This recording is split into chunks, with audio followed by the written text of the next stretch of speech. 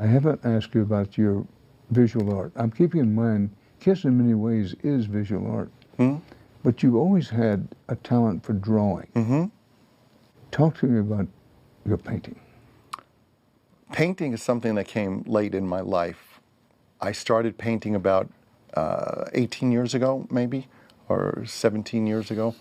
And it was at a tumultuous time in my life. And a very dear friend of mine said to me, "You should paint."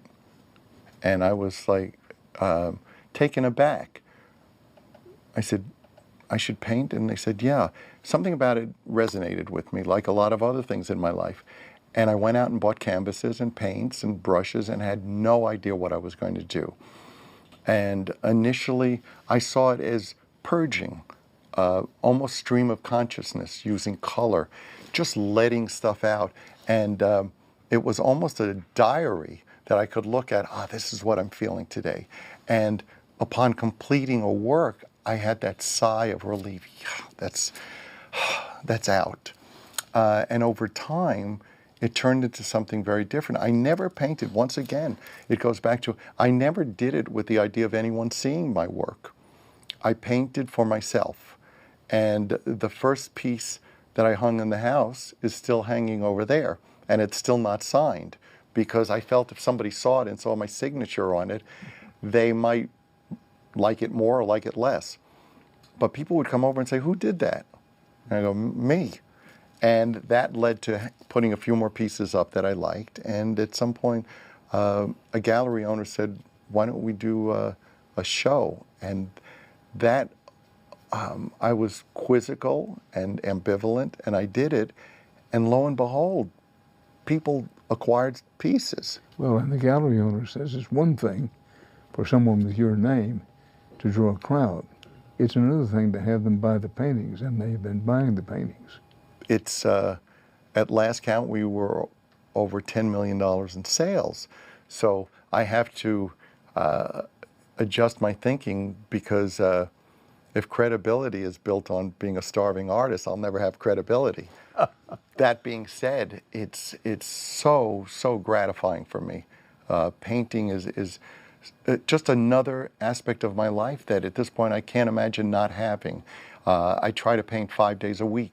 I may drop my children off at school and then go paint, and it's always an adventure. I may smile a lot, but it's because life is grand, and on its worst day, it's a miracle. As one myself who's married to a painter, I know better than to ask a painter, describe your art for us. But taking that into account, when someone says, well, oh, what kind of art do you do? How do you answer them? I think the first thing that comes to mind is color. Somebody said that I was fearless with color, and I go, what's there to be afraid of? It's I see life as so vibrant, and I see color as a affirmation of that. So I paint with a lot of color, and the fact that I don't know color relationships frees me up to do things that perhaps others wouldn't do.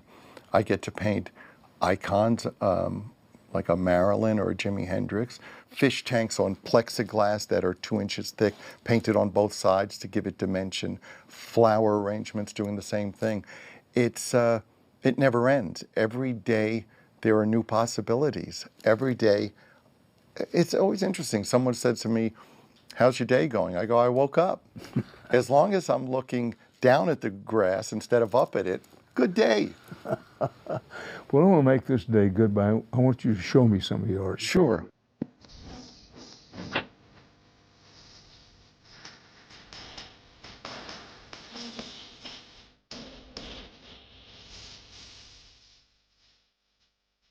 When you were painting this, what were you thinking? Well, I had this fascination for quite a while, and still do, with spheres. I found spheres very meditative, and also there's a sense of, it's a continuum. Circles never end, and maybe that's how I feel about life, that things go full circle. So I found myself just taking a string, putting it in the center, and doing the outline. And I used this substance called modeling paste to give texture. And then I just worked and worked at the canvas. I just went at it with my body. Van Gogh once said something brilliant in a letter to his brother. He said, "I'm no longer content to be the painter, I want to be the paint." And that was, I so related to the idea that you just want to put yourself into your work. So this was either my first or second painting. And I thought, gee, that would look really great in this room. And I hung it up and was too self-conscious to sign it. And lo and behold, as a reminder, it's still unsigned, but it represents everything that came after it. We know who you are as a musician, but as a person, within yourself, who are you? I'm a person who has an unquenchable thirst for creative outlets. I define myself by the way I find to express myself, whether it's theater, whether it's art, whether it's music. That's part of how I find who I am. But more important than anything, including music, is I'm a father and I'm a husband. And I truly believe that our purpose on earth, and it only became clear to me after I started to have children, our purpose here is to leave this earth a better place than when we came in.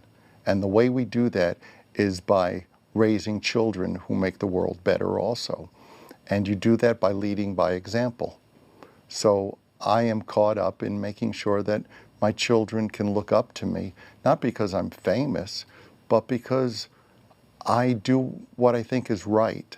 And I sleep well knowing that I set what I think is a really good example for my children, and I honor my wife.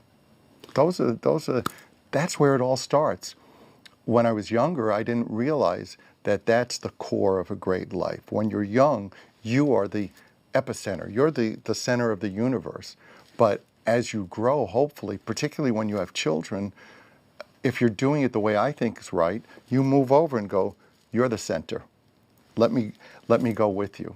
And I think there's a cathartic aspect to parenthood because it gives you the chance to have someone else live the life you may not have. And that's healing for you. That's healing for me.